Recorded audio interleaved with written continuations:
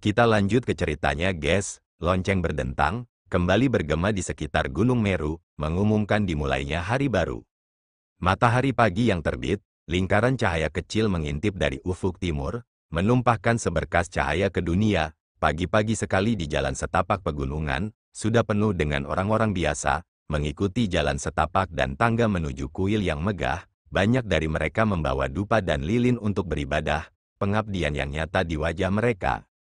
Di antara mereka ada keluarga yang turut serta membawa serta anak-anaknya untuk ikut berdoa. Anak-anak itu masih polos dan suci, mereka sama sekali tidak tampak lelah berjalan di jalan setapak pegunungan, malah banyak anak-anak muda yang berjingkrak-jingkrak kegirangan, berlari-lari kegirangan. Kabut pagi belum sepenuhnya menghilang, masih menyelimuti luar kuil Tianyin, udara masih terasa lembab, para biksu yang bangun pagi telah menyelesaikan pelajaran wajib pagi mereka.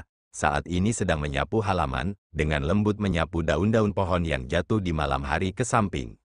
Seluruh kuil Tianyin saat ini terlihat hikmat dan damai, terbenam dalam semilir angin gunung, mengiringi semilir angin, masih tercium samar-samar aroma dedaunan. Lonceng itu berdentang melayang, menuntun orang-orang di bawah gunung, juga melayang di kuil, membangunkan orang-orang yang sedang tertidur lelap. Ia dari tidurnya, perlahan terbangun. Sudah berapa lama, tidurnya nyenyak, bangunnya tenang, dalam tidurnya pun, tidak ada mimpi sedikit pun, yang ada hanya tidur nyenyak yang damai. Jadi, ini adalah perasaan yang sangat membahagiakan. Ia diam-diam mendengarkan lonceng itu berdentang, seakan-akan lonceng itu tidak melayang di dunia luas di luar rumah itu, sebaliknya dalam hatinya, ia malah punya perasaan bahwa lonceng itu berdentang khusus untuknya. Hingga bunyi lonceng itu berangsur-angsur berhenti, ia lalu perlahan bangkit, membuka pintu kamar dan berjalan keluar sambil mengangkat kepala, membusungkan dada, menarik napas dalam-dalam. Udara lembab di pegunungan mengalir deras ke dalam hatinya, di wajahnya, ekspresi kepuasan yang langka perlahan muncul, dia benar-benar ingin terus berdiri seperti itu. Tepat pada saat itu, sebuah suara terdengar di luar pintu masuk halaman. "Pelindung Zhang, kamu sudah bangun?" Gosli membalikkan badannya, melihat Fa Xiang berdiri tidak jauh dari pintu sambil tersenyum, menatapnya, lalu mengangguk dan berkata, "Pagi." Fa Xiang menatapnya dengan dua kali, tersenyum dan berkata, "Pelindung, setelah masa pemulihan yang tenang ini, sebagian besar lukamu sudah sembuh, hanya saja dikatakan bahwa pemulihan awal dari penyakit serius, 30% akan kambuh, pelindung masih perlu berhati-hati. Topografi Gunung Meru agak tinggi. Siang dan malam berbeda dari tanah sekuler, dinginnya sangat menusuk di sini, pelindung harus berhati-hati." Gosli mengangguk, berkata, "Terima kasih atas perhatiannya, saya akan mengingatnya. Selain itu, tidak yakin apakah Kepala Biara Puhong Master sedang senggang hari ini, saya berharap dapat mengunjungi guru, ingin mengganggunya sebentar." Fa Xiang tersenyum dan berkata, "Kebetulan sekali, aku menjalankan perintah guruku, datang khusus untuk mengundang pelindung Zhang menemui gurumu setelah makan pagi." Hantu Li terkejut dan berkata, "Mengapa, Kepala Biara juga mencariku?" Fa Xiang berkata, "Biksu kecil ini tidak akan tahu, tapi kurasa dia ingin menanyakan tentang lukamu." Hantu Li terdiam sejenak, lalu berkata, "Kalau begitu, aku akan pergi menemui Kepala Biara sebentar lagi." Fa Xiang menyatukan kedua telapak tangannya dan berkata, "Pelindung tidak perlu terburu-buru. Kepala Biara baru saja memberikan instruksi khusus, jangan tergesa-gesa, guru masih di ruang meditasi kuil Tianyin kecil, jika pelindung sedang senggang nanti, pergilah sendiri." Fa Xiang tersenyum tipis, berkata, "Di kuil Tianyin, hanya jika pelindung menginginkannya, pelindung dapat pergi kemanapun yang diinginkan, tidak ada yang perlu dikhawatirkan." Hati Gosli tergerak, menatap Fa Xiang. Kata-kata Fa Xiang samar-samar memiliki makna yang sangat halus. Seolah-olah mereka sudah memperlakukannya seperti salah satu orang kuil Tianyin, atau mungkin, di dalam hati para pendeta kuil Tianyin, dia yang pernah bersujud di hadapan tempat duduk Puzi, akhirnya juga dianggap sebagai salah satu orang kuil Tianyin. Fa Xiang berbalik dan mundur, Gosli memperhatikan punggungnya, terdiam sejenak lalu kembali ke ruang meditasinya sendiri. Sejak saat ia menjejakkan kaki di puncak, Hantu Li tanpa sadar menghentikan gerakan tubuhnya sejenak. Baginya, ini benar-benar tempat yang menggugah berbagai macam emosi berbeda di dalam dirinya. Di bawah mentari pagi, kuil kecil Tian Yin terletak sederhana dan tanpa hiasan di depannya, temboknya rendah, halamannya kecil, di manakah tanda-tanda malam yang menggetarkan jiwa itu? Sambil menoleh ke belakang, sambil menatap, suara-suara manusia yang samar-samar terdengar lagi dari kuil Tian Yin, dupa-dupa makmur yang disuguhkan, suatu pemandangan yang ramai, atau mungkin, orang-orang yang tadinya hidup damai, malah lebih bahagia. Dia berbalik tanpa bersuara, melangkah masuk ke dalam kuil Tian Yin kecil. Tak lama kemudian, keheningan unik tempat ini melingkupinya, di seluruh halaman, sepertinya hanya langkah kakinya saja yang bergema. Ketika sampai di pintu masuk ruang meditasi itu, hantu Li berhenti, tanpa sadar melirik ke arah belakang halaman. Jalan kecil itu terhalang oleh tembok pembatas, tetapi dia masih bisa melihat bahwa jalan itu memanjang ke belakang. Hanya saja pada saat ini, halaman terakhir itu, kemungkinan besar hanya berupa papan tulis kosong yang tersisa. Seperti halnya manusia yang datang dengan tangan hampa, pulang dengan tangan hampa pula. Dia mengetuk pintu, dengan sangat cepat, suara Master Pu Hong terdengar. Apakah itu Zhang pelindung kecil? Cepat masuk. Ghost Li mengangguk pelan, lalu mendorong pintu hingga terbuka dan melangkah masuk. Di dalam ruangan saat ini, Master Pu Hong sedang duduk sendirian di ruang meditasinya. Senyum di wajahnya menyambut Ghost Li yang baru saja masuk. Ghost Li mengangguk pada Master Pu Hong dan berkata, "Master, aku dengar dari Fa Xiang kalau kamu sedang mencariku." Master Pu Hong malah bertanya, "Benar juga, tapi ku dengar pelindung kecil itu kebetulan juga punya sesuatu yang ingin didiskusikan denganku." Ghost Li merenung sejenak, lalu mengangguk dan berkata, "Ya, sebenarnya bukan masalah besar. Yang penting aku sudah merepotkan kalian semua selama berhari-hari. Sekarang lukaku sudah hampir sembuh. Aku benar-benar tidak seharusnya merepotkan kalian lagi." Master Pu Hong tersenyum dan berkata, "Pelindung kecil, kau terlalu formal." Ghost Li menggelengkan kepalanya dan berkata, "Hari itu di kaki Bukit King Yun, guru telah menyelamatkan hidupku, dan setelah itu, guru membantu melepaskan simpul di hatiku. Aku benar-benar sangat bersyukur. Hanya saja aku memang dari sekte jahat. Dalam jangka panjang, ini pasti akan merusak reputasi bersih kuilmu yang terhormat." Pu Hong berkata dengan sungguh-sungguh, "Pelindung kecil, aku punya sesuatu. Tidak yakin apakah aku harus mengatakannya." Hantu Li berkata, "Tuan, tolong katakan." Pu Hong menganggukkan kepalanya dan berkata, "Kalau begitu, maafkanlah biksu tua ini atas ucapannya yang belak-belakan. Melihat fisiognomi dan warna kulit pelindung kecil itu, kau sama sekali bukan murid yang sangat jahat, yang telah merosot ke jalan jahat. Itu karena takdirmu yang menentukannya, itu jelas bukan kesalahan pelindung kecil. Dan pelindung kecil itu memiliki takdir hubungan dengan adik junior Puzi, yang juga merupakan takdir hubungan dengan Buddha kita, dan bahkan juga takdir hubungan dengan kuil Tian Yin.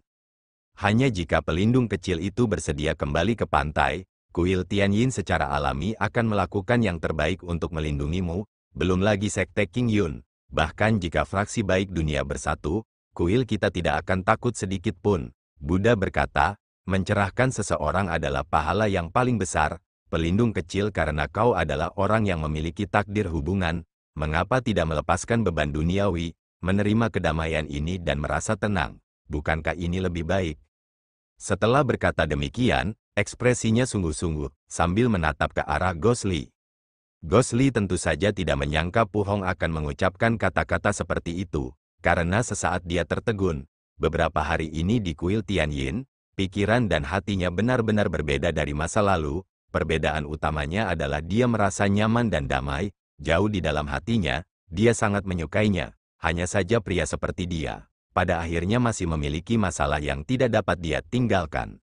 Dia terdiam cukup lama sebelum perlahan mengangkat kepalanya, membungkuk dalam-dalam kepada guru Pu Hong, berkata, "Saya tahu, guru tulus kepada saya, sengaja mencerahkan orang-orang yang bodoh dan keras kepala. Namun saya hanyalah orang awam, yang terombang-ambing bersama ombak. Di dunia sekuler, ada lebih banyak lagi kekhawatiran yang tak terhitung jumlahnya. Tetapi saya belum mampu melepaskannya. Niat baik guru, maafkan saya yang tidak mampu menerimanya." Setelah berkata demikian, dia menghela napas panjang, hendak berbalik dan berjalan pergi. Namun Master Pu Hong malah berkata, "Pelindung jangan pergi dulu." Ghost Li berkata, "Tuan, apakah ada hal lainnya?" Master Pu Hong terlihat seperti sedang merenung, lalu berkata perlahan, Hati pelindung bagaikan batu besar, pendeta tua ini tidak akan berani memaksa. Tetapi jika pelindung bersedia, kuil kita yang sederhana ini mempunyai satu permintaan, harap pelindung dapat mengabulkannya. Ghostly sedikit terkejut, lalu berkata, ada apa, kepala biara, tidak ada salahnya mengatakannya. Master Pu Hong menatapnya, berkata, adik junior Puzi mengalami akhir seperti itu. Meskipun itu karena dosanya sendiri, kejahatan yang tak termaafkan. Tetapi jika ditelusuri sampai ke sumbernya, benda jahat itu, bola jahat, tidak dapat menghindari tanggung jawab. Dan sekarang adik junior Puzi telah meninggal. Tetapi benda jahat ini masih ada di tubuh pelindung, mengganggu pelindung kecil. Ghostly terdiam sejenak, lalu berkata, maksud Master. Master Pu Hong menyatukan kedua telapak tangannya, berkata, jangan salah paham, biksu tua ini tidak punya niat lain. Bola jahat ini mengandung kekuatan jahat yang kuat, yang dapat melukai orang lain dan dirimu sendiri. Waktu itu setelah adik junior Puzi meninggal, selama beberapa tahun biksu tua ini berduka dan meratap, tidak pernah sekalipun tidak memikirkannya. Menerima simpati yang diwariskan surga, benar-benar memikirkan sebuah ide, mungkin itu adalah metode untuk menahan energi jahat bola jahat jenis benda jahat ini, tidak yakin apakah pelindung kecil ini bersedia mencobanya. Raut wajah Ghostly berubah, meskipun Sinister Orb memiliki kekuatan tak terbatas, tetapi energi jahatnya selama 10 tahun terakhir membuatnya sangat menderita, bahkan karakternya pun tampak berubah secara bertahap. Terkadang dia juga teringat situasi Puzi. Setiap kali dia membayangkan dirinya dikendalikan oleh energi jahat ini juga, dia tidak bisa menahan diri untuk tidak berkeringat dingin. Namun, masalah ini tidak dapat diceritakan kepada orang lain. Meskipun dia khawatir, dia tidak memiliki solusi yang baik untuk itu. Tanpa diduga hari ini setelah mendengar kata-kata Master Pu Hong, hal itu langsung menyentuh hatinya. Ghostly berpikir lama, lalu berkata perlahan, tidak menyangka kalau kepala biara memiliki rencana yang begitu bagus, tidak yakin bagaimana cara melakukannya. Wajah Guru Pu Hong serius, berkata, metodenya sebenarnya sederhana, terus terang, hanya menggunakan kekuatan luar biasa Sang Buddha, belas kasih yang tak terbatas, untuk menghancurkan semua energi jahat di dunia ini. Di gunung belakang kuil Tianyin, ada tembok giok tanpa kata, tingginya lebih dari 7 zang, halus seperti batu giok. Konon pendiri kuil Tianyin mencapai pencerahan di bawah tembok giok tanpa kata itu, dan sejak saat itu mendirikan kuil Tianyin. Hantu Li mengerutkan kening, tidak mengerti hubungan yang dimilikinya dengan bola jahat itu.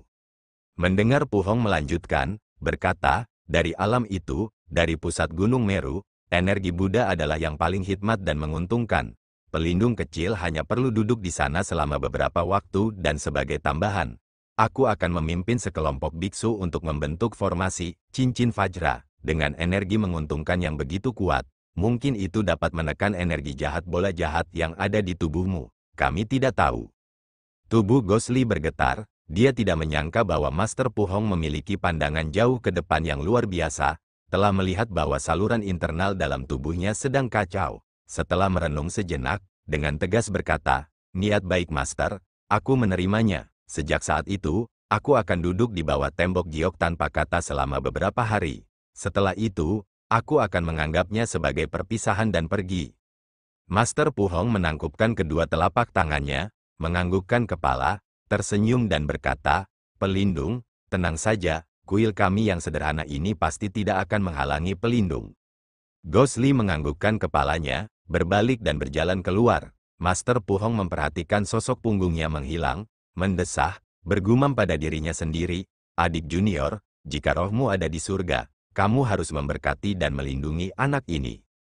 Tembok giok tanpa kata itu seperti yang dikatakan Master Pu Hong.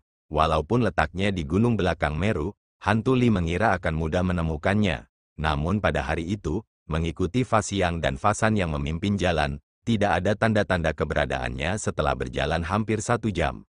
Ghostly merasa bingung dalam hatinya namun tidak jadi mengatakannya. Sebaliknya Fasianglah yang memperhatikan dan menyadari ekspresi bingung di wajah Ghostly, menebak pikirannya dan tersenyum, berkata, pelindung Zhang, apakah Anda berpikir mengapa tembok giok tanpa kata begitu jauh? Ghostly tidak menyangkal, dan berkata, dengan berani bertanya kepada kakak senior, di mana sebenarnya tembok giok tanpa kata ini, dan bagaimana itu muncul? Fasiang tertawa sambil berjalan, ini cerita yang cukup panjang. Kapan tembok giok tanpa kata muncul? Tentu saja tidak ada yang tahu. Yang diketahui hanya 1000 tahun yang lalu, ketika pendiri kuil Tianyin masih menjadi biksu keliling, bepergian kemana-mana. Suatu hari karena suatu alasan, tersesat di punggung Gunung Meru yang tinggi dan gunung-gunung yang menjulang tinggi dan tersesat, tidak dapat keluar. Karena tidak punya pilihan, pendiri kami berjalan secara acak di hutan ini, itu juga merupakan afinitas Buddha yang telah ditakdirkan, dinding batu giok yang halus itu terlihat olehnya. Pada saat itu, pendiri kami sudah lapar dan haus dan kelelahan, jadi beristirahat di bawah tembok. Fasiang terdiam sejenak, Gosli tak dapat menahan diri untuk bertanya, "Oh, lalu apa yang terjadi selanjutnya?" Sebuah percabangan muncul di jalan setapak pegunungan di hadapan Fasiang. Fasiang menuju ke kiri dan menuntun Hantuli menuruni lereng, seraya berkata, "Dikatakan bahwa pendiri kami duduk di bawah dinding giok selama 3 hari 3 malam, karena suatu alasan, secara bertahap dari rasa lapar dan haus yang tak tertahankan menjadi keadaan yang tenang, hatinya tenang dan pikirannya tenang, memasuki alam kesempurnaan agung Buddha kami. Setelah 3 hari, ia mencapai pencerahan di bawah dinding giok tanpa kata. Selain itu, dikatakan." Fasiang menoleh dan tersenyum misterius kepada Gosli, lalu melanjutkan, "Dikatakan pula, di bawah tembok itu, pendiri kita benar-benar memahami jalan kebenaran tertinggi kuil Tianyin, kebijaksanaan Brahman Agung yang diwariskan dari generasi ke generasi, dan dengan demikian memantapkan posisi kuil Tianyin di antara sekte-sekte kultivasi dunia." Gosli tertegun sejenak, menggelengkan kepalanya, merasa legenda pendiri kuil Tianyin ini cukup lucu. Beberapa bagian ceritanya terasa tidak nyata, sebenarnya juga entah bagaimana tidak masuk akal. Awalnya terhadap metode Master Pu Hong kali ini, dia memiliki beberapa harapan tetapi setelah mendengar Fasiang menceritakan kisahnya, dia malah merasa patah semangat, tidak dapat menahan diri untuk tidak mendesah diam-diam. Fasiang sangat jeli, melihat perubahan raut wajah Gosli, hanya tersenyum dan tetap memimpin jalan, tidak berbicara. Sedangkan biksu Fasan yang tinggi dan tegap di belakang mereka yang tetap diam sepanjang jalan, juga tidak berbicara. Mereka bertiga menyusuri jalan setapak pegunungan selama kurang lebih 1 jam, berjalan di antara gunung-gunung tinggi yang berkelok-kelok, tanpa sadar telah meninggalkan kuil Tianyin jauh di belakang mereka, tidak dapat melihatnya lagi. Gosli tidak menyangka kalau daerah pegunungan di belakang kuil Tianyin ternyata lebih luas dari yang dibayangkannya.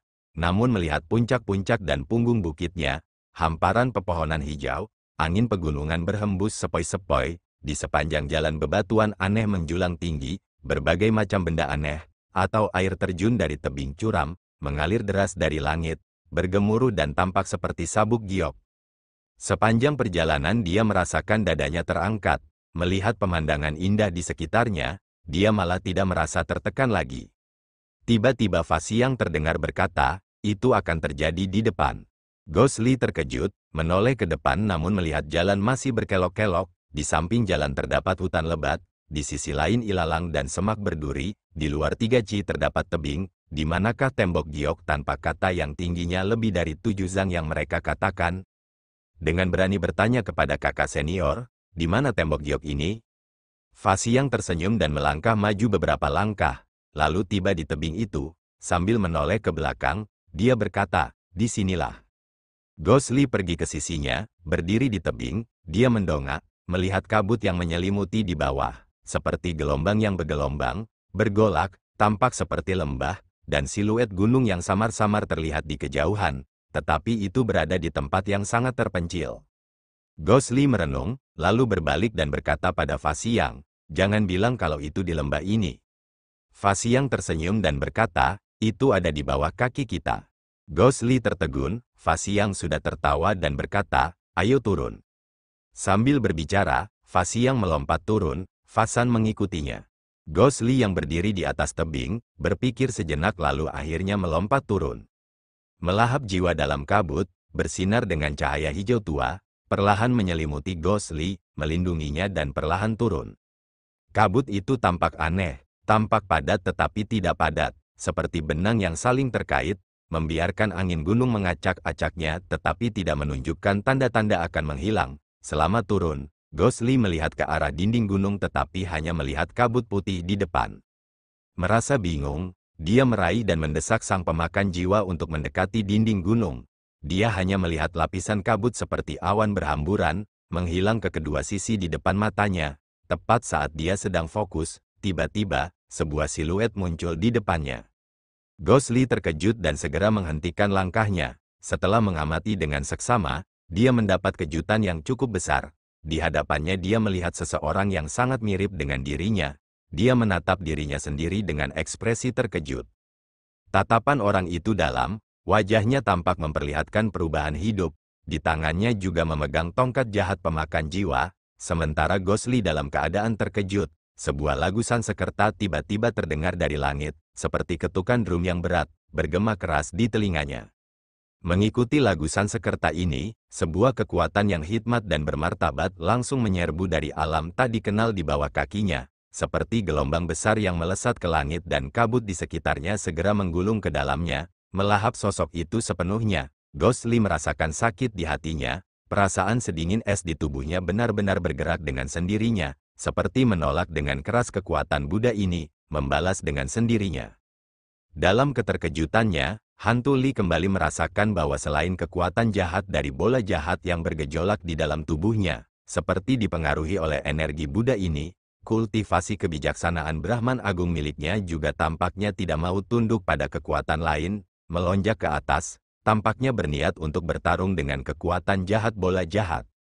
Bahkan sebelum memulai, tubuhnya sudah memiliki dampak yang begitu besar. Energi di alam ini benar-benar tak terbayangkan. Ghostly terkejut, sejenak melupakan siluet aneh itu, hanya mendesak kultivasinya sendiri, melindungi hatinya dan perlahan turun.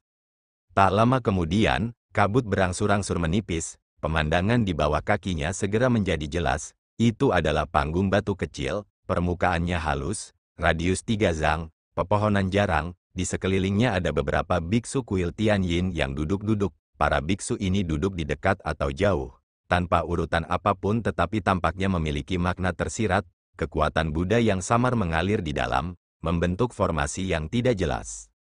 Ghostly memperhatikan dengan seksama, tiba-tiba merasa sesuatu yang familiar. Setelah berpikir dengan seksama, dia teringat pada sebuah gambar karakter primitif mantra Buddha. Ghostly dengan cepat mencapai tanah, melihat sekeliling, melihat Fasiang dan Fasan sudah duduk di antara para pendeta, menggenggam telapak tangan mereka dalam diam, dengan kepala menunduk dan tidak menatapnya. Dan pemimpin para pendeta adalah kepala biara kuil Tianyin, Pu Hong Master, duduk di bawah di sebelah kirinya. Yang pernah dilihat Ghostly sebelumnya adalah pendeta suci Pu Fang yang telah menunjukkan kehebatan bela dirinya yang hebat di Bukit Qingyun. Sebaliknya, seorang pendeta duduk di sebelah kanannya, tampak agak aneh. Ghostly belum pernah melihatnya sebelumnya. Tetapi melihat wajahnya yang pucat, kulitnya pucat, seperti orang yang sedang sekarat, dan penampilannya yang tua, bahkan jauh lebih tua dari Master Pu Hong. Hanya saja dia tidak tahu siapa orang ini, tetapi dia disejajarkan dengan Pu Hong dan Pu Fang, dua pendeta suci ini, jelas merupakan tokoh besar di kuil Tianyin. Ghostly tanpa berkata apa-apa lagi, membungkuk pada Master Pu Hong. Master Pu Hong menangkupkan kedua telapak tangannya untuk memberi salam, tersenyum dan berkata, pelindung kecil telah datang. Hantu Lee mengangguk, ya, tapi apa yang diinginkan kepala biara dariku? Master Pu Hong menunjuk ke arah panggung dan berkata, tidak ada yang lain, pelindung kecil hanya perlu duduk di panggung itu, bermeditasi dan duduk selama beberapa hari. Ghostly menganggukkan kepalanya, melihat kembali ke panggung itu dan kemudian melihat ke sekeliling lagi, melihat kabut tebal yang menyelimuti di atas tetapi di mana tembok giok tanpa kata yang legendaris itu, dia tidak dapat menahan diri untuk bertanya, kepala biara, saya ingin bertanya, di mana tembok giok tanpa kata itu? Master Pu Hong tersenyum, pelindung kecil akan melihatnya sebentar lagi. Ghostly terkejut, menganggukkan kepalanya, berbalik dan hendak duduk di peron ketika tiba-tiba terdengar siulan samar dan tajam di langit. Itu adalah angin, itu adalah lolongan binatang buas, melintasi awan dan kabut, seberkas cahaya terang mengikuti dari dekat, merobek celah di kabut tebal, menyinari Ghostly. Ghostly mundur selangkah, mendongak dan melihat suara gemuruh di lembah, bagaikan gemuruh guntur yang bergelombang. Gelombang tiba-tiba terbentuk di tengah lautan yang tebal bagaikan kabut, dari kenaikan yang lembut berubah menjadi gelombang besar, gelombang bergelombang, yang kemudian diikuti oleh banyak retakan muncul. Kabut tebal juga menjadi semakin tipis, menampakkan sorotan demi sorotan, sinar demi sinar cahaya. Menghadapi pemandangan spektakuler ini, Ghostly memperhatikannya cukup lama. Kabut tebal akhirnya menghilang sepenuhnya. Cahaya bersinar, cahaya yang cemerlang langsung memenuhi dunia. Tak seorang pun dapat melihat cahaya itu secara langsung. Setelah beberapa saat, cahaya itu perlahan meredup. Ketika Ghostly membuka matanya sekali lagi, ia terkejut melihat tembok giok tanpa kata yang legendaris. Tepat di depannya, di balik panggung batu kecil itu, di bawah tebing, sebuah jurang yang tampak seperti cermin, tergantung lurus sempurna, tingginya lebih dari 7 zang, lebarnya lebih dari 4 zang, teksturnya seperti batu giok, tetapi bukan batu giok, sangat halus, memantulkan keindahan langit dan bumi, gunung-gunung yang dekat dan jauh. Sebenarnya semuanya ada di dinding batu giok ini. Dan Ghostly bersama para biksu kuil Tianyin lainnya di bawah dinding ini, tampak tidak penting seperti semut. Dibandingkan dengan ciptaan langit dan bumi, manusia sangatlah kecil.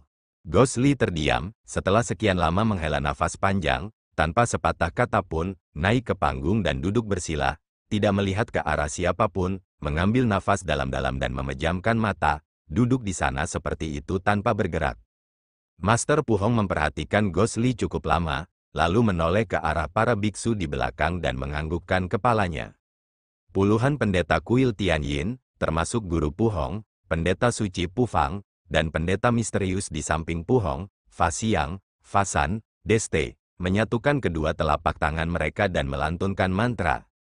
Puluhan cahaya keemasan redup, naik perlahan, lagusan sekerta yang tidak jelas, tampaknya datang dari langit. Tiba-tiba cahaya keemasan bertambah besar, dalam formasi para pendeta, cahaya keemasan mengalir, energi Buddha yang agung, cahaya keemasan dari para pendeta berubah semakin menyilaukan, sesaat kemudian gemuruh yang memekakkan telinga terdengar, mantra, Buddha, besar yang cemerlang keemasan muncul di atas formasi, perlahan naik. Nyanyian Sansekerta itu semakin keras dan keras, langit dan bumi khusyuk, kata-kata Buddha emas itu semakin tinggi dan tinggi, perlahan-lahan mencapai udara, berdiri tegak, di bawah sinar matahari cakrawala, bersinar semakin cemerlang. Seakan diaktifkan oleh mantra Buddha, di tebing itu, di dinding giok yang halus, pantulan kata-kata Buddha perlahan muncul. Namun, itu tidak seperti cermin biasa. Sebaliknya, itu mulai dari kecil hingga besar, secara bertahap memancarkan cahaya keemasan, citra kata-kata Buddha perlahan muncul dan ketika membesar di dinding giok itu, mantra Buddha di udara tampak meredup. Dengan sangat cepat, mantra Buddha di dinding giok itu tumbuh hampir lebih besar dari yang ada di udara, seluruh dinding berkilauan dengan cahaya keemasan, berkilauan, mengiringi gelombang lagu Sansekerta, tiba-tiba, di dinding giok itu seberkas cahaya Buddha keemasan samar terungkap, perlahan bersinar keluar, menyelimuti Ghostly yang sedang duduk bersila. Tubuh Ghostly bergetar, jejak rasa sakit terlihat di wajahnya. Tetapi dia tidak membuka matanya, malah menahannya. Dengan sangat cepat, ekspresi rasa sakit di wajahnya menghilang, duduk tak bergerak. Dinding giok itu memancarkan cahaya Buddha yang redup, tidak mengalami perubahan apapun. Cahaya keemasan itu perlahan berkilauan, perasaan bermartabat yang tak terlukiskan. Dan wajah para pendeta kuil Tianyin di sekitarnya juga tidak berubah. Melantunkan mantra lembut, cahaya pada formasi mereka mengalir perlahan, mendukung mantra Buddha di udara. Waktu mengalir, berlalu dengan tenang seperti itu. Setelah 3 hari, mantra Buddha di dinding giok tidak menunjukkan tanda-tanda melemah sedikit pun, cahaya Buddha yang redup bersinar, masih menyelimuti Ghostly. Wajah Ghostly tampak tenang, 3 hari ini baginya terasa sama saja, seperti hari pertama ia tiba, yang ada malah para biksu di bawah Master Pu Hong. Walaupun formasi mereka tidak berubah tetapi wajah mereka samar-samar memperlihatkan rasa lelah. Master Pu Hong perlahan membuka matanya dari meditasinya, menatap Ghostly yang masih duduk dengan tenang. Setelah beberapa saat mendesah pelan, anak bodoh, pada akhirnya masih tidak bisa melepaskan. Sambil berbicara dia menggelengkan kepalanya pelan dan mendesah tiada henti.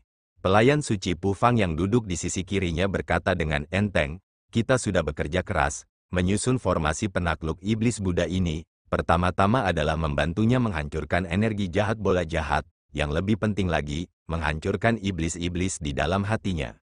Namun hatinya terkunci rapat, sulit untuk melenyapkan iblis-iblis di dalam hatinya, bahkan jika energi jahat bola jahat itu dinetralkan, siapa tahu suatu hari nanti dia juga akan berubah menjadi iblis. Hal-hal yang kita lakukan hari ini, kemungkinan besar malah memihak si pelaku kejahatan.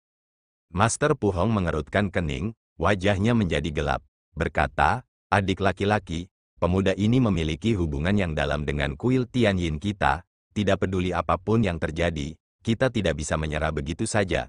Mengapa kamu mengatakan kata-kata seperti itu?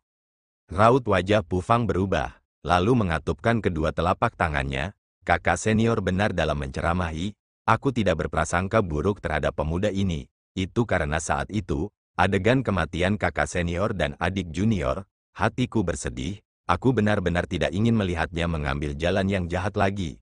Kakak junior berbicara tidak pantas, tolong tegur kakak senior. Wajah Master Pu Hong menjadi tenang, berkata, bukannya aku tidak pernah berpikir seperti dirimu.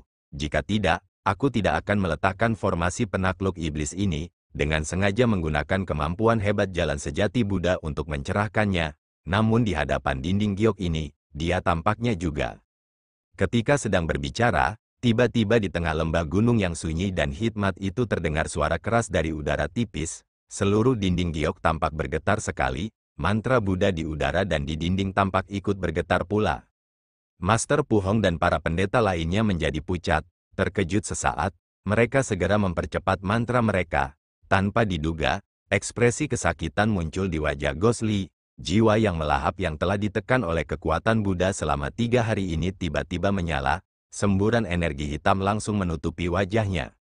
Master Pu Hong tidak menyangka kalau kekuatan jahat Sinister Orb begitu dahsyat. Setelah ditekan selama 3 hari 3 malam, bola itu masih punya kekuatan untuk melawan. Dia mampu memanggil semua orang untuk berpegangan pada formasi. Gosli yang tidak mampu menahannya lagi, berteriak dan melompat. Mantra Buddha di udara tiba-tiba menghilang. Gosli mengangkat kepalanya dan berteriak panjang di udara, sikapnya seperti orang gila. Pada saat yang sama berbalik dan melihat ke dinding giok, melihat bahwa di sana terdapat sinar lampu merah, cahaya keemasan dan sinar merah, bertarung tanpa henti. Sementara cahaya itu kacau, bentuk-bentuk aneh beraneka ragam dan cemerlang, tiba-tiba terdengar gemuruh guntur di cakrawala, langit menjadi gelap.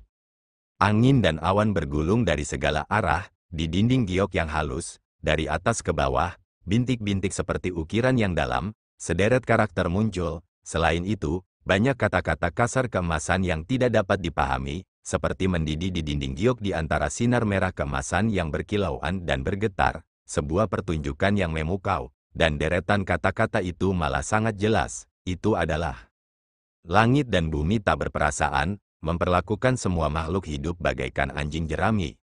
Di dinding giok tanpa kata itu, banyak kata-kata kasar berwarna emas muncul, hal yang aneh, bahkan Master Pu Hong dan semua biksu kuil Tianyin lainnya belum pernah melihatnya sebelumnya. Di dinding giok itu, aura agung kadang-kadang muncul, kadang-kadang berkilauan dengan cahaya merah tua, cahaya emas yang hikmat dan bermartabat bercampur dengan cahaya merah aneh yang tak terduga, membuat seseorang merasa tercekik. Gosli di udara, mengangkat kepalanya dan berteriak panjang. Dia tampak kesakitan, matanya kemudian beralih ke dinding itu, melihat kata-kata yang mendidih dan goyah, di sekelilingnya, cahaya aneh yang melahap jiwa menjadi semakin terang. Kekuatan jahat yang terpancar dari tubuhnya juga menjadi semakin kuat. Bahkan para pendeta di tanah merasakan energi sedingin es yang belum pernah ada sebelumnya, datang dari tubuh Gosli, menyelimuti mereka. 3 hari setelah digiling oleh formasi Buddha, kekuatan jahat Sinister Orb tampaknya melemah, sebaliknya tampaknya memicu semua kekuatannya keluar, sangat kuat. Master Pu Hong nampak gelisah, sekarang adalah titik kritis dari situasi tersebut. Ekspresinya bagaikan cuaca di cakrawala, terus berubah, tidak mampu memutuskan langkahnya. Pu Fang malah merasa khawatir, dia melihat ke arah Gosli yang bermandikan cahaya hijau gelap, alisnya mengernyit, melihat ke arah Master Pu Hong dan berteriak, kakak senior, apa yang harus kita lakukan sekarang? Master Pu Hong menarik napas dalam-dalam, lalu berkata dengan tegas, orang ini adalah keturunan dari adik junior Puzi. Dia juga memiliki cita-cita yang besar sepanjang hidupnya, kita tidak bisa tinggal diam. Ia baru saja selesai berbicara ketika ia meneriakkan perintah, lalu duduk bersila lagi, mulutnya melantunkan mantra, lagu Sansekerta mulai lagi dengan samar. Setelah itu, para pendeta di sekitarnya melihat kepala biara melantunkan mantra, semua mengikuti juga. Saat berikutnya, cahaya keemasan yang agung dan bermartabat, kembali melayang keluar dari para pendeta kuil Tianyin ini. Hanya saja cahaya keemasan Buddha kali ini berbeda dengan formasi Buddha 3 hari terakhir. Dalam kesungguhan itu kurang penuh belas kasihan, lebih tegas dan keras. Namun, Gosli tidak menyadari cahaya keemasan yang muncul di bawahnya yang mendekati dirinya. Perhatiannya saat ini tampaknya sepenuhnya terserap pada kata-kata yang berkilauan di dinding. Tak seorang pun dapat menduga, bahkan jika para pendeta kuil Tianyin itu melihat dengan mata kepala mereka sendiri, mereka tidak akan memahaminya. Saat ini berkilauan di dinding giok tanpa kata, di dinding giok mulia dan suci yang paling dihormati ini, adalah jilid keempat legendaris dari kitab suci sekte jahat. Hukum surgawi tak terbatas, hal-hal duniawi terus berubah. Seberapa banyak yang dapat diprediksi? Para biksu kuil Tianyin siang dan malam melaksanakan upacara untuk Sang Buddha, tetap saja tidak mengetahuinya. Hantuli dengan pengalaman hidupnya yang sulit, pasang surut kehidupan di dunia, dia juga tidak mengetahuinya.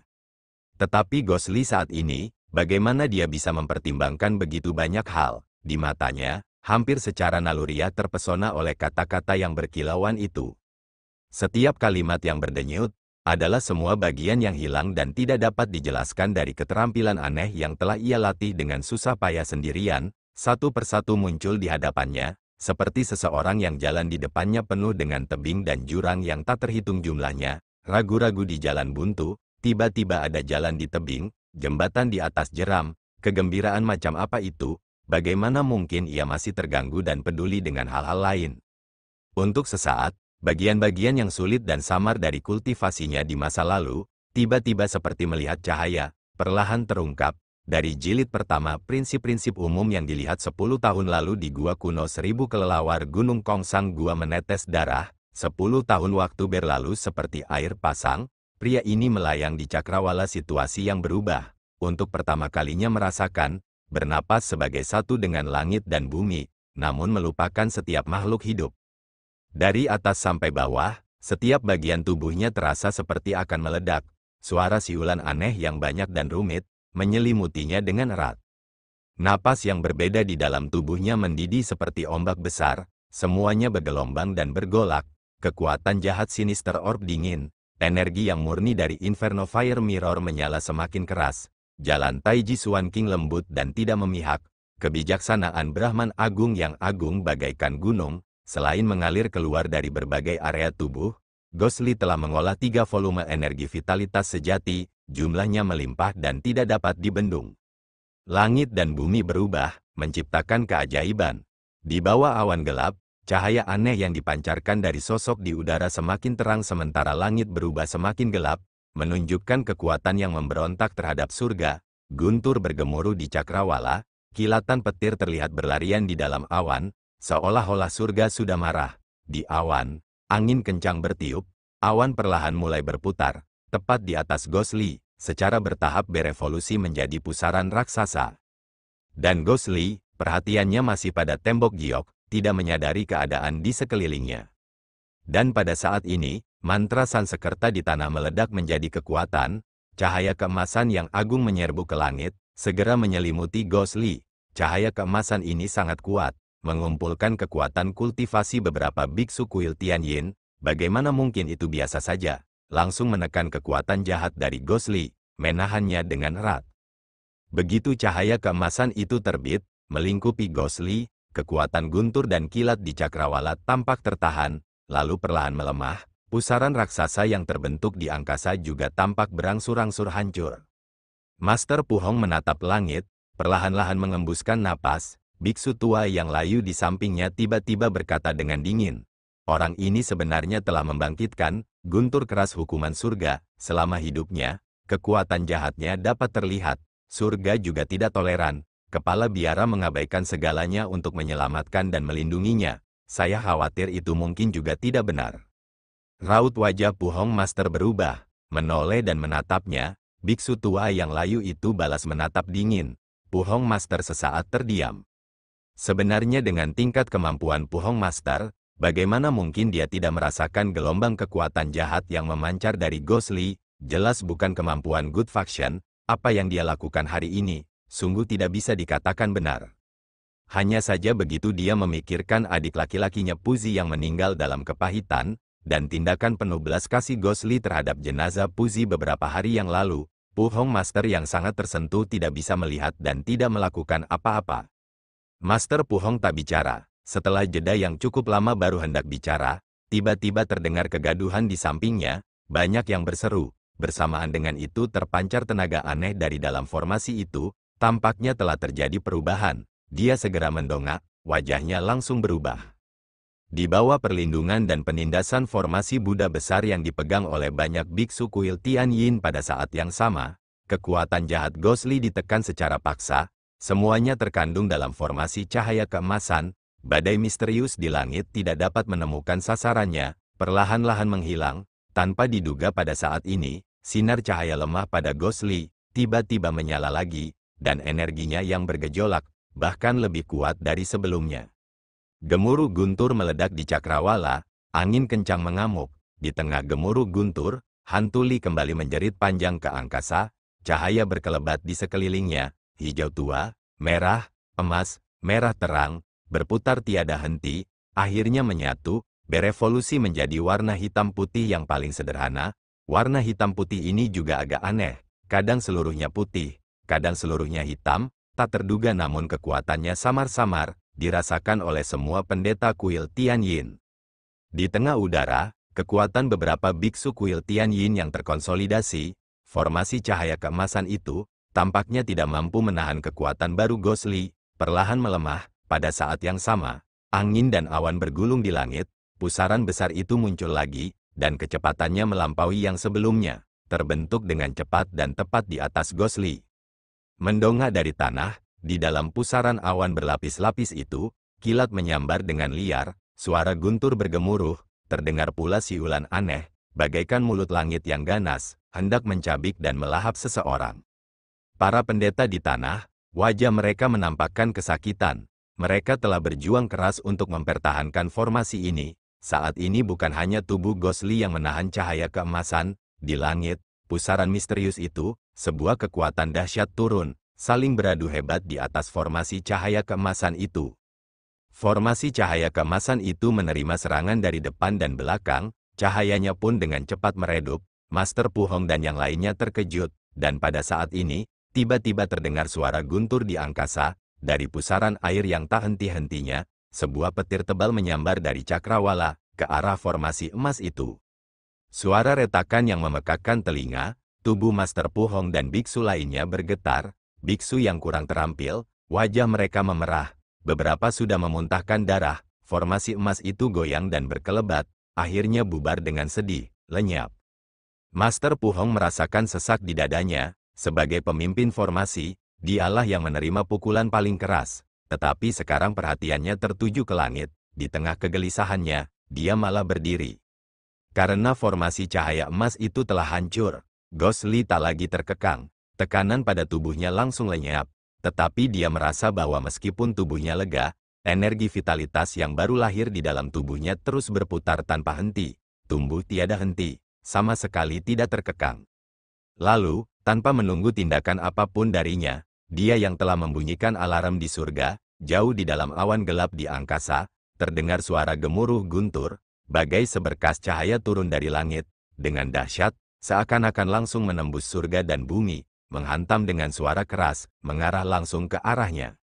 Di mana ia melintas, berkobar dengan ganas, sisi-sisi tiang itu mengeluarkan bunyi, cici, tanpa henti, tidak tahu apakah itu karena suhunya terlalu tinggi, semua benda di sampingnya menjadi lunak. Dan apa yang dihadapi Ghost Lee, adalah kekuatan besar langit dan bumi, tak terelakkan, tak terelakkan. Melihat hantu Lee hendak dihantam oleh sinar cahaya raksasa itu, tubuhnya akan hancur berkeping-keping, Master Pu Hong dan para pendeta lainnya tidak tahan untuk menonton, mereka semua menutup mata dan menundukkan kepala. Master Pu Hong merasa semakin sedih, tidak dapat mengerti, dia hanya punya niat baik untuk mencerahkan hantu Lee, berharap untuk melenyapkan energi jahat dalam tubuhnya. Bagaimana bisa jadi seperti ini, memanggil sesuatu yang tidak pernah terlihat selama 10.000 tahun, yang hanya ada dalam legenda, petir buram hukuman surga. Sinar cahaya itu tampaknya akan segera tiba. Sebelum mencapai tubuhnya, wajah Ghostly pucat, dalam badai liar yang menderu, membuka mulutnya dan berteriak tetapi tidak ada suara sama sekali. Semuanya tenggelam dalam kekuatan besar surga dan bumi. Tetapi dia, terbungkus dalam kekuatan ilahi, darah mengalir keluar dari 7 lubang wajahnya, ekspresinya sunyi dan putus asa, bahkan tongkat jahat pemakan jiwa yang selalu melindunginya dengan setia, saat ini menghadapi hukuman surga, ditekan dan tidak memiliki cahaya. Segalanya tampaknya akan berakhir, di cakrawala yang mendominasi, ratapan duka tampaknya terdengar samar-samar, bergema di cakrawala. Tiba-tiba, di belakang Ghostly, tembok giok tanpa kata yang perlahan meredup, tampaknya merasakan sesuatu, banyak kata berkilauan kembali muncul, terutama 9 kata di tengahnya, langit dan bumi tak berperasaan, memperlakukan semua makhluk hidup seperti anjing jerami, terpesona dengan intensitas yang mencolok, menyala, melihat dorongannya, samar-samar membawa jejak kesombongan yang tak tertahankan dan aura keras kepala.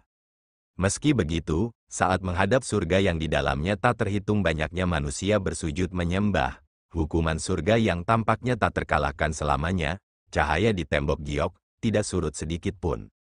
Cahaya di dinding mencapai puncaknya, seolah-olah meteor yang paling cemerlang menyala dalam sekejap, tak seorang pun dapat melihat cahayanya.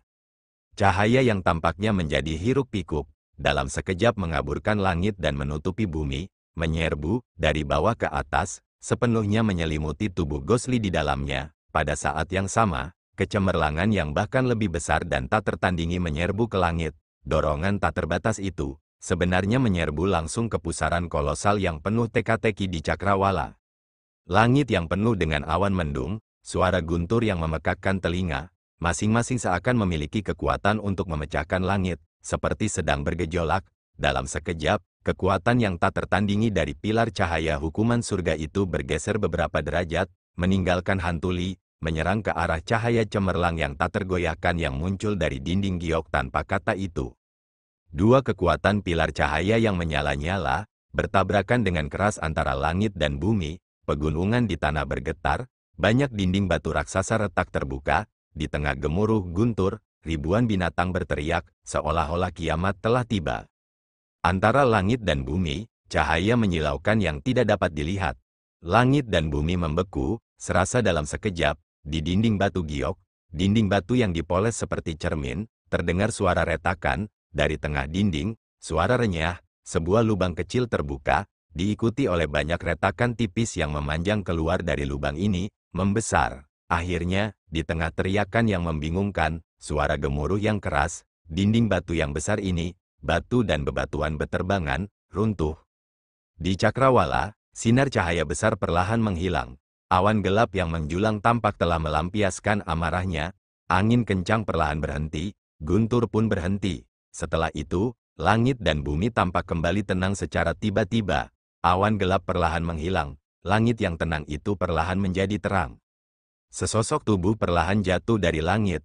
Itu adalah Ghostly. Darah mengalir dari wajahnya. Dia tidak sadarkan diri, tubuhnya dilindungi oleh cahaya misterius yang samar.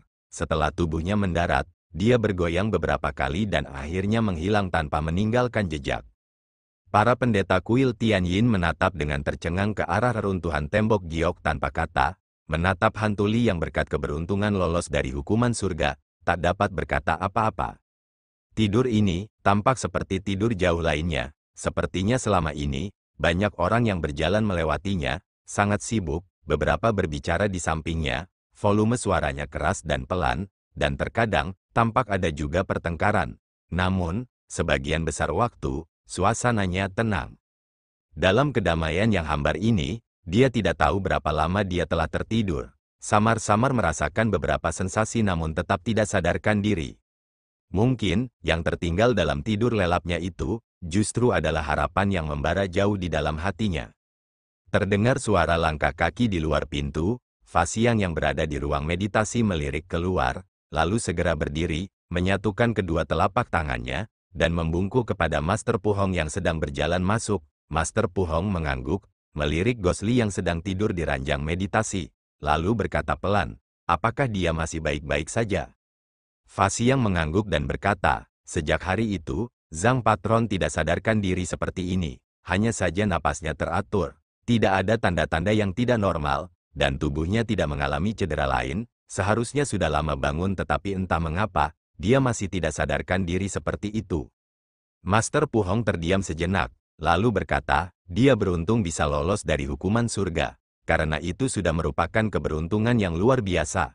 Kalau dipikir-pikir lagi, hukuman surga adalah kekuatan ilahi yang langka dalam 10.000 tahun, tanpa diduga itu akan terjadi padanya. Tidak mungkin, dia benar-benar seorang penjahat yang tidak ditoleransi oleh surga.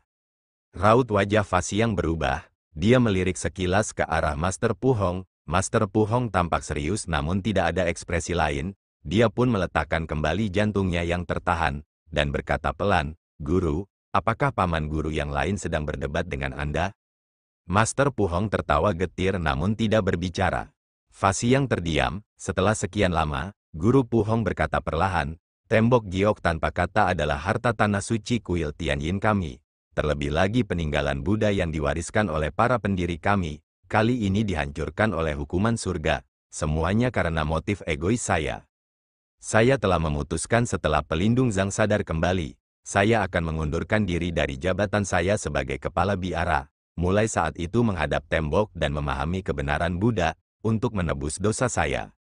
Raut wajah Fa Xiang berubah drastis, dia berseru, Guru, bagaimana Anda bisa berkata seperti itu? Ini bukan salah Anda. Master Pu Hong menggelengkan kepalanya, berkata, Paman guru kalian benar. Saya dipenuhi rasa terima kasih kepada pelindung Zhang karena telah menyelesaikan dendam dan energi jahat adik junior Puzi dan dengan lancang membuat keputusan, melebih-lebihkan diri sendiri dan berasumsi untuk menggunakan kekuatan Buddha di Tanah Suci untuk mencerahkannya, dengan demikian memohon hukuman surga, menghancurkan tembok giok. Ini benar-benar dosa saya, hanya itu. Dia malah tersenyum dan berkata kepada Fa Xiang, hanya saja aku tidak pernah menyesalinya, tahukah kau kenapa? Fa Xiang menggelengkan kepalanya tanpa suara. Master Pu Hong tersenyum dan berkata, pada hari itu, ketika hukuman surga dijatuhkan, pelindung Zhang ini seharusnya tidak akan diampuni, tetapi tembok giok dengan sendirinya menyelamatkan pelindung Zhang. Meskipun alasannya, kita semua tidak tahu. Tetapi tembok giok memiliki kecerdasan spiritual, pastilah ia tidak rela melihat pelindung Zhang mati di bawah hukuman surga dan karena itu melakukannya. Karena tembok giok melakukan itu, dapat dilihat bahwa apa yang saya lakukan tidak salah. Oleh karena itu meskipun itu adalah kesalahan saya bahwa tembok giok dihancurkan, saya bermaksud untuk meminta maaf tetapi dalam hati saya tidak menyesali sedikit pun. Fa Xiang menggertakkan giginya, mengangkat kepalanya dan berseru, Guru. Master Pu Hong menepuk bahunya, tersenyum dan menghiburnya dengan beberapa patah kata, berjalan ke sisi Gosli dan menatapnya dengan saksama, mengangguk dan berkata, sepertinya dia sudah jauh lebih baik. Jika tidak terjadi apa-apa, kurasa dia akan bangun dalam beberapa hari ini. Kamu harus merawatnya dengan baik. Fa Xiang menyatukan kedua telapak tangannya dan berkata, Guru, tenang saja. Master Pu Hong mengangguk, menatap Gosli sekali lagi, lalu berbalik dan hendak berjalan keluar. Tepat saat dia hendak melangkah keluar, tiba-tiba Gosli bergerak sambil mengeluarkan rangan pelan. Fa Xiang terkejut, lalu berkata dengan nada senang, Guru, dia tampaknya sudah sadar. Master Pu Hong sangat gembira, melangkah mendekat, dan duduk di samping Gosli di ranjang, di bawah tatapan penuh perhatian dari guru dan muridnya. Mata Gosli bergerak pelan, dan akhirnya terbuka perlahan. Seperti hari-hari biasanya, lonceng pagi yang merdu kembali berdenting, bergema di Gunung Meru, di antara kabut dan angin gunung, melintasi tahun dan waktu yang tak terhitung, berulang hari demi hari dan di hari-hari mendatang seperti ini, terus bergema. Berdiri di bawah sinar matahari pagi, Gosli menggenggam tangannya di belakang dan berdiri sambil mendengarkan. Dia memejamkan matanya sedikit, seolah-olah gema lonceng yang lembut itu harus dinikmati. Gosli saat ini, entah mengapa, penampilannya tidak berubah tetapi dia tampak seperti orang yang berbeda, dari sikapnya, ekspresinya, dibandingkan dengan sebelumnya, lebih tenang, tidak terlalu kejam. Mungkinkah formasi Buddha itu benar-benar berpengaruh? Pertanyaan ini di antara para pendeta di kuil, banyak yang setelah hantu Li terbangun, mempunyai pertanyaan ini. Sehari sebelum kemarin, Ghost Li terbangun lagi, Master Pu Hong dan lain-lain memeriksanya dengan saksama, tubuhnya tampak baik-baik saja, bahkan benturan yang diterimanya setelah dipukul dengan keras tampaknya tidak ada di tubuhnya. Master Pu Hong sangat gembira dan untuk berjaga-jaga, dia menahan Ghost Li beberapa hari lagi di kuil Tianyin. Ghost Li tidak menolak dan tetap tinggal di kuil Tianyin. Dalam beberapa hari terakhir, Ghost Li bahkan lebih pendiam dari biasanya, untuk seseorang seperti dia yang benar-benar dapat membuat marah surga dan memohon hukuman surga. Sebagian besar biksu menghindarinya, hanya Master Pu Hong dan Fa Xiang yang tidak memiliki keraguan, sering datang menemuinya. Dan Ghost Li sendiri tampaknya tidak memperhatikan hal itu, tidak meninggalkan ruangan, hanya ketika bel pagi dan genderang sore berbunyi, dia akan pergi ke halaman kecil dan mendengarkan dengan tenang. Lonceng terakhir, yang membawa gema yang tak terhingga, bergema lama di atas langit kuil Tianyin, akhirnya terdiam. Ghost Li kemudian perlahan membuka matanya. Tenggelam dalam angin pagi kuil Tianyin, di balik penampilannya yang damai, napasnya malah berdenyut kencang, seolah seluruh keberadaannya ingin melayang. Para biksu kuil Tianyin tidak akan tahu, tetapi Ghost Li sendiri memahaminya di dalam hatinya. Di dinding giok tanpa kata itu, secara tak terduga muncul buku klasik legendaris Sekte Jahat volume keempat, yang lain mungkin tidak mengerti tapi dia adalah satu-satunya di dunia ini yang berlatih 3 volume pertama, dengan satu lirikan dia tahu itulah yang selalu dia dambakan selama kultivasinya, volume keempat yang krusial. Banyaknya masalah yang tampaknya tidak dapat dihancurkan dan tidak dapat diatasi dalam pelatihannya. Pada saat ini, ia telah menguasai kunci-kuncinya. Di depannya, hampir seperti jalan yang lebar dan terbuka, sangat mulus. Ia bahkan berpikir, berjalan di jalan ini, pasti akan sangat mulus. Atau mungkin, ia dapat mengintip ke alam yang bahkan tidak berani ia harapkan sebelumnya. Dan saat ia merenungkan perasaan-perasaan masa lalu, urusan-urusan manusia di hadapannya, ia sesungguhnya memiliki perasaan transenden, seperti memiliki dunia baru, mengenang masa lalu dengan cara baru. Hanya saja entah mengapa, di dalam hatinya, dalam situasi yang luar biasa ini, ia masih merasakan sedikit kekecewaan tetapi ia tidak dapat menggambarkannya. Pikiran yang agak salah, masih melilit hatinya. Ghost Li berdiri diam untuk waktu yang sangat lama, tidak ada yang tahu apa yang sedang dipikirkannya, dan tidak ada yang datang untuk mengganggunya. Sampai dia tiba-tiba berbalik, selama beberapa hari, untuk pertama kalinya berjalan keluar dari halaman kecil ini. Meninggalkan halaman ini, dia tidak pernah menoleh ke belakang. Mengikuti langkah kakinya, ia berjalan perlahan, konon jalan ini dulunya adalah tempat biksu itu, demi meneruskan dharma, membuat permohonan besar dan menggunakan kekuatan supranatural yang besar untuk membangunnya. Kini, banyak sekali orang yang masih menggunakan jalan yang dibangunnya. Tetapi siapa yang tahu, ia sudah menjadi abu dan asap. Berjalan di jalan ini, lapisan-lapisan tangga batu yang sederhana dan kasar, melangkah di atasnya, terasa seperti tanah yang rata, adegan yang mengguncang bumi beberapa hari yang lalu, setelah pertarungan fenomenal yang tak terduga, aula kuil Gunung Meru mengalami berbagai tingkat kerusakan, hanya jalan gunung berundak-undak batu yang rata ini, tidak rusak sedikit pun, tetap beraspal kokoh di tanah, memungkinkan banyak orang berjalan melewati dadanya. Atau mungkin, bagi surga ilahi yang tak terduga, jalan ini juga mempunyai makna khusus?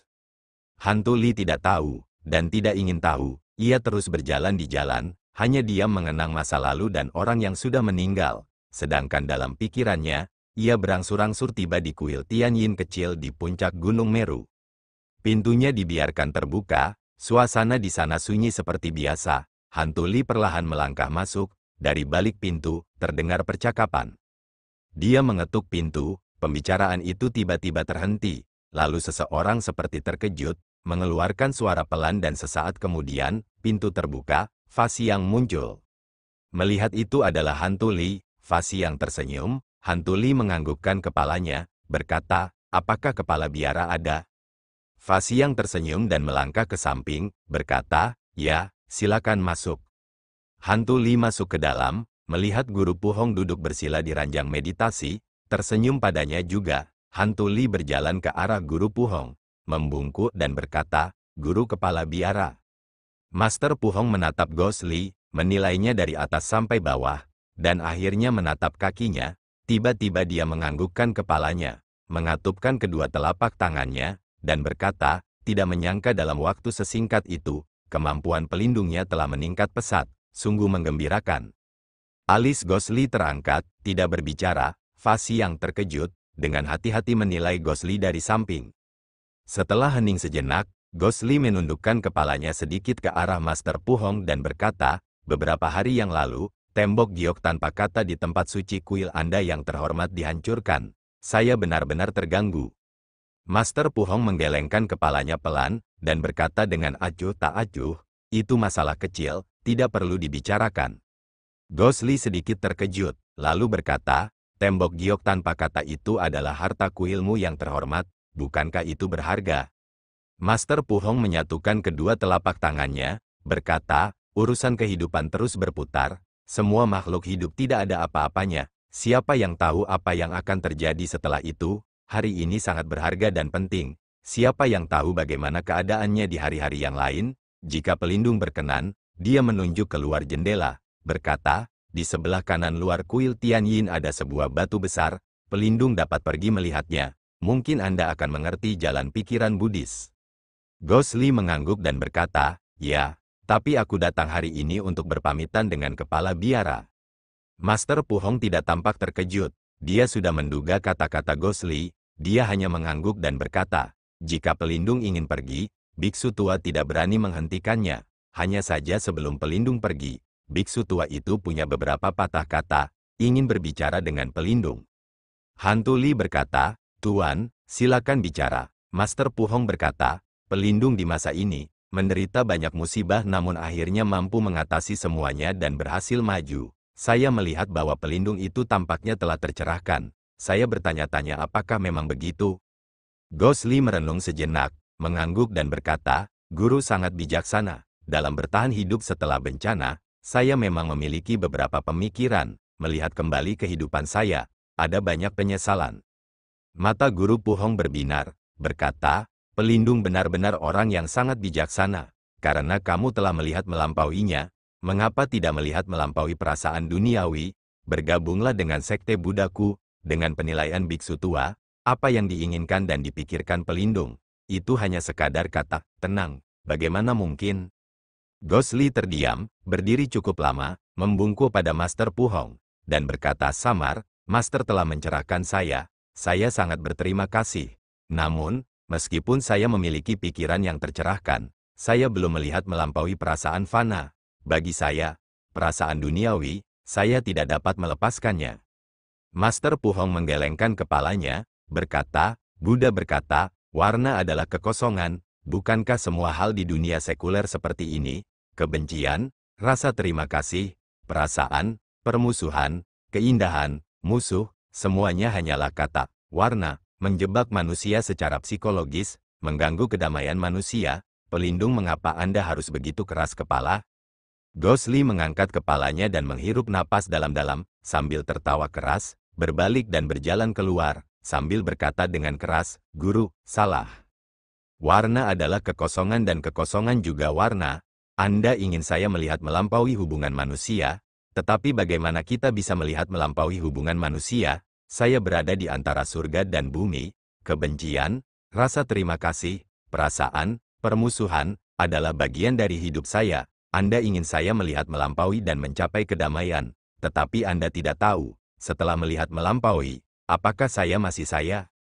Suara itu berangsur-angsur menjadi rendah dan dalam, akhirnya tidak terdengar lagi, bahwa lelaki itu telah pergi jauh dari ruang meditasi ini.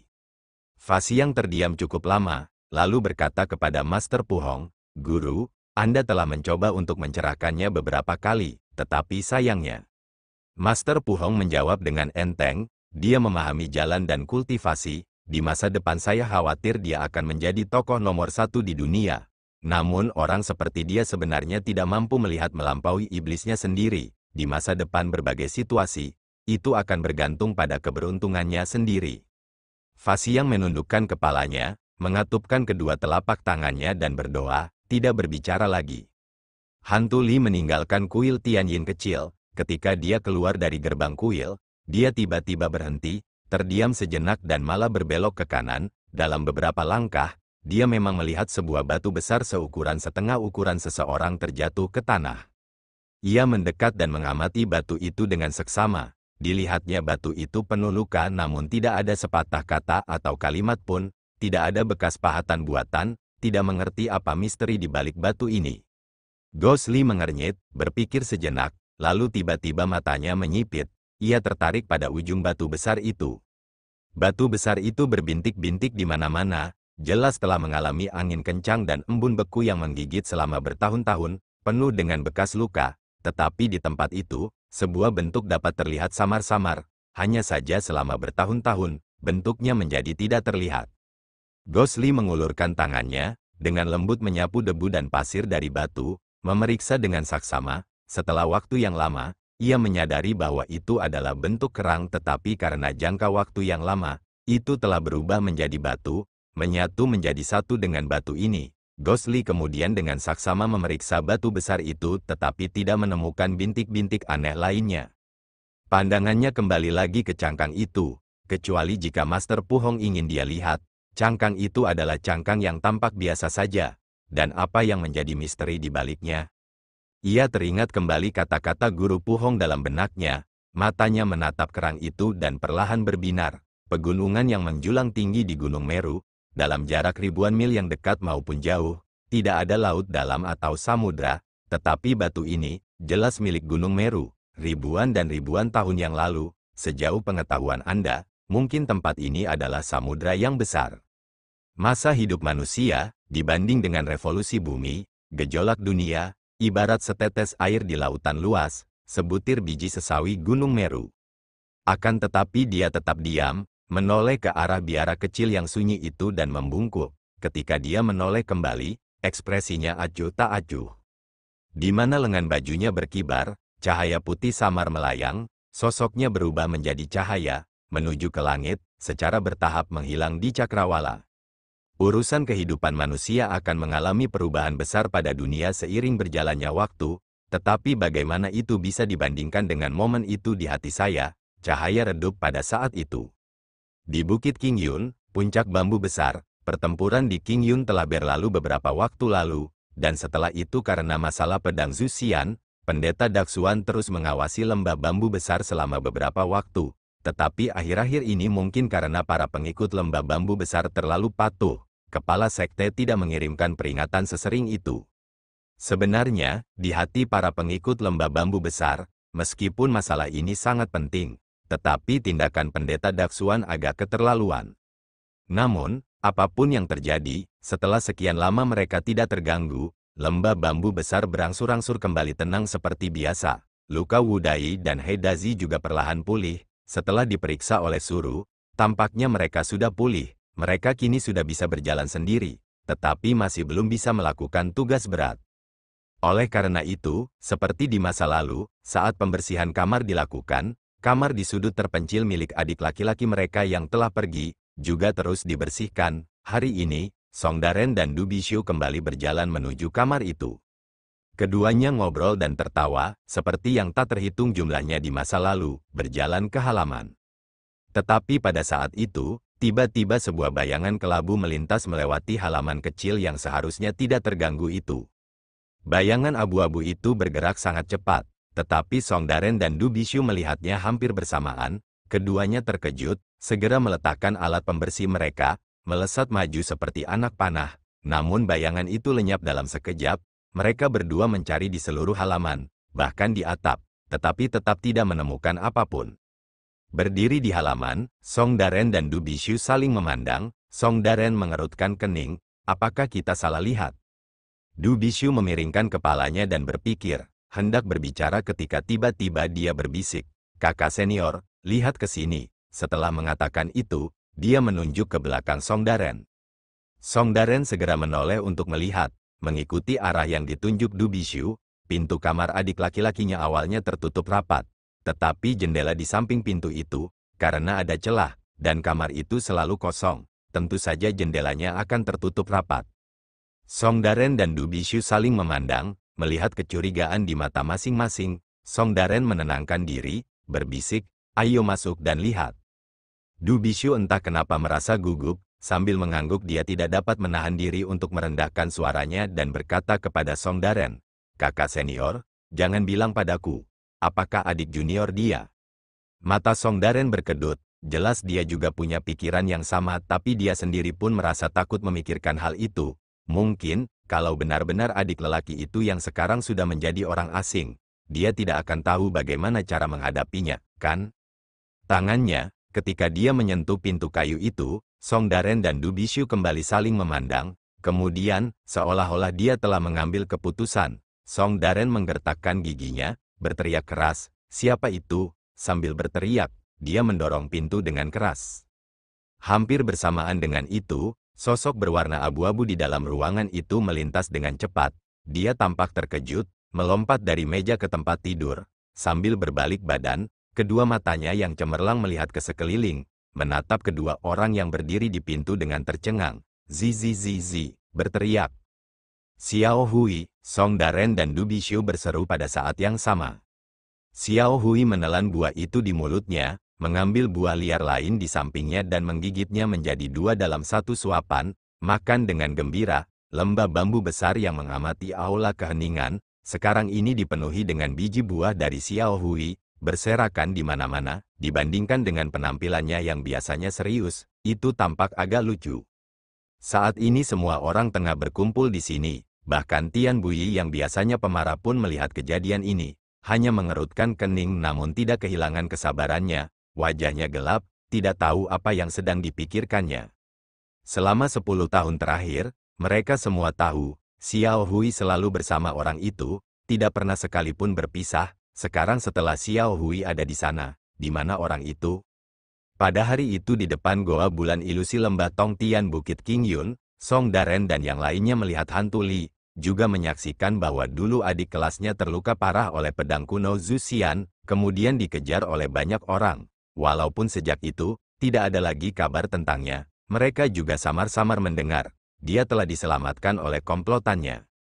Tapi, mengapa Xiao Hui muncul di sini? Kalau Xiao Hui muncul di sini, lalu di manakah orang itu? Pertanyaan yang sama, terngiang-ngiang di hati setiap orang, terasa sangat berat, dan di aula keheningan teramati, hanya Xiao Hui yang makan dengan tidak sopan dan makan dalam jumlah banyak. Selain itu, masih ada satu orang yang sangat bersemangat, sama sekali berbeda dari yang lain. Da Huang, anjing besar itu, saat itu sedang sangat bersemangat. Ia sama sekali tidak menghiraukan wajah muram tuannya, menggonggong, wang wang wang, tiada henti, berputar-putar tak henti di sekitar meja tempat Xiao Hui berjongkok, sesekali menjulurkan lidahnya, menjilati Xiao Hui beberapa kali. Xiao Hui menyeringai, menggaruk kepalanya, lalu menyambar sebuah apel dari samping, melambaikannya di hadapan Da Huang, lalu melemparkannya keluar dari aula keheningan teramati.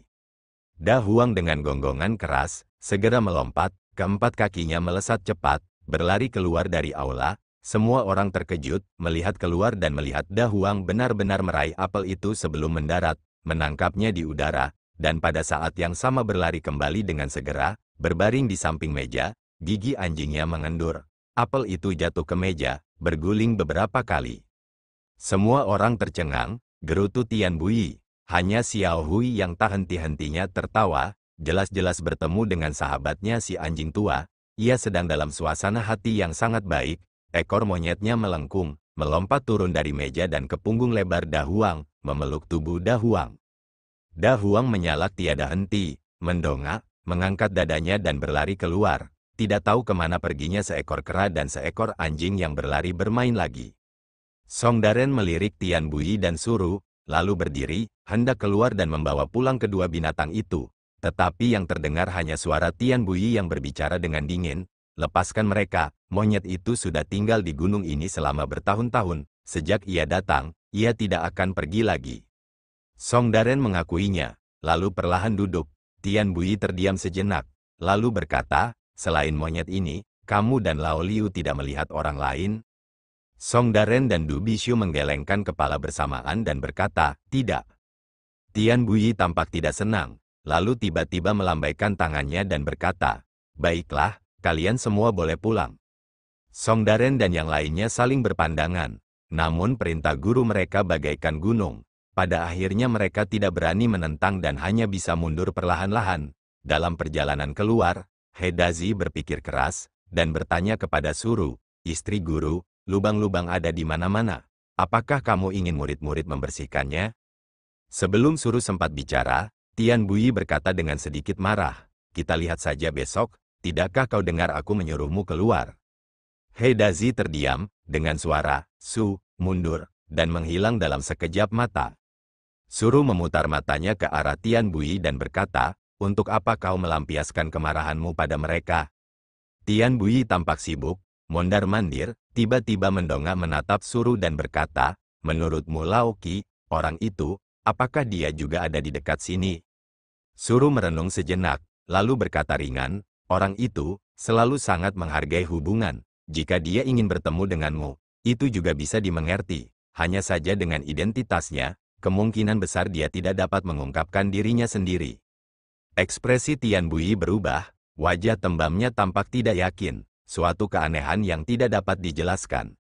Suru menatapnya, mendesah dan berkata, aku tahu apa yang kau khawatirkan, hari itu di luar gua bulan ilusi. Meskipun ia terluka oleh pedang kuno Zuxian, ia tetap tidak mati. Dan bukankah rumor mengatakan bahwa ia diselamatkan oleh komplotannya? Daren dan yang lainnya setelah melapor kepada kami, semuanya mengatakan bahwa monyet abu-abu itu tidak bersamanya. Menurut pendapatku, mungkin ia tahu bahaya pada saat itu dan dengan sengaja tidak membawa monyet itu bersamanya. Dan setelah ia melarikan diri dengan luka serius, monyet itu berkeliaran di antara pegunungan liar Bukit Qingyun. Karena ia tidak dapat menemukan tuannya, tidak mengherankan ia datang kepada kami. Tian Bui mengernyitkan dahinya, lalu tiba-tiba menggumamkan sesuatu, seperti sedang mengumpat seseorang. Suru tidak mendengar dengan jelas, lalu bertanya, apa yang kau katakan? Namun Tian Bui tidak menjawab, menggerutu, mengangkat alisnya, dengan kedua tangan terkepal di belakang, menuju aula belakang. Suru menatap punggungnya, mengangkat bahu, benar-benar tidak berdaya. Baru saja dia menoleh, tiba-tiba mendengar suara teriakan lirih Tian Bui. Suru terkejut, cepat-cepat menoleh dan melihatnya, tak kuasa menahan senyum. Tian Bui tampak sibuk, tidak memperhatikan langkahnya, malah tidak sengaja menginjak biji buah, terpeleset sedikit. Hanya saja Tian Bui bukanlah orang biasa. Dengan kemampuannya, dia segera bisa menstabilkan dirinya. Meskipun begitu, Suru sudah tertawa terbahak-bahak. Mempermalukan dirinya sendiri di hadapan istrinya, Tian Bui tersipu malu, wajahnya semakin gelap, dia mengumpat dengan getir, monyet bodoh, lihat saja kapan aku akan mengulitimu, lalu lihat apakah kamu masih mau makan. Setelah berbicara, tanpa menoleh sedikit pun, dia berjalan ke aula belakang, meninggalkan aula yang penuh dengan biji buah. Suru tersenyum sambil berdiri. Terima kasih telah mendengarkan guys.